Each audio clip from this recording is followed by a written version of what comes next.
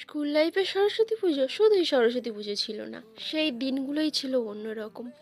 সকাল সকাল উঠে স্নান করে মা ঠাকুমাদের শাড়ি পরে তারপর স্কুলে পুষ্পাঞ্জলি দিতে যেতাম। কি মজাই না পেতাম। যেই সাবজেক্টটা বেশি কঠিন ছিল সেইটা ঠাকুরের পায়ের কাছে রাখতাম আর ভাবতাম ঠিক পাশ করে যাব। পুষ্পাঞ্জলি শেষে কোন ছেলেটা কী রঙের পাঞ্জাবি পরেছে বা কোন মেয়েটার শাড়ি বেশি সুন্দর লাগছে, এই নিয়ে বন্ধুদের সাথে আড্ডা জমতো। আড্ডা শেষে কিছুটা মন খারাপ নিয়ে বাড়ি আসতাম আর অপেক্ষায় থাকতাম পরের বছরে, কারণ পুজোর দিনটার থেকে বেশি মজা হতো আগের দুদিন স্কুল পরিষ্কার করা, আলপনা দেওয়া, এইসব।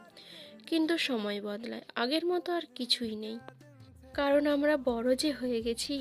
আজও সরস্বতী পুজো হয়, কিন্তু সেই এক্সাইটমেন্টটা আর নেই। ঠাকুরের পায়ের কাছে বই দেওয়ার মতো আমাদের কাছে বইও নেই। আজও অঞ্জলি দিই, কিন্তু মনে সেই আনন্দটা যেন নেই। পুজো একই আছে, শুধু বদলে গেছে আমাদের জীবন।